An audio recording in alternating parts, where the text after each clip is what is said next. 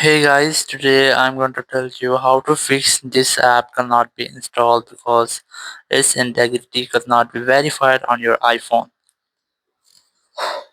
If you're using any iPhone and you're having an issue that your app cannot be installed or due to integrity restrictions, so let's see how can you fix the issue. So the very first thing, you have to make sure that you have a strongest internet connection, and you have to also make sure that your VPN is not connected. And after that, you have to go for settings, go for screen time, and you have to disable all the restrictions from here, because sometimes it might be that your phone have any restrictions like that, so you'll unable to install any app. And once you have done so, it will almost fix your issue. Or if it doesn't work for you, you have to go for general update the software, and you have to try to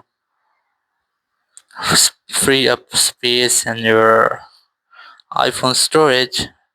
Have to make sure that you have up to 10 GB free, and after that you have to go for the app section, then go for Safari app, and here you'll get the option of clear browsing history and website data. So you just have to select the option of clear history and website data. Select clear history, it will clear all the history on your Safari browser, and after that your issue will be fixed, and now you can easily install any app on your iPhone without having an issue of this type.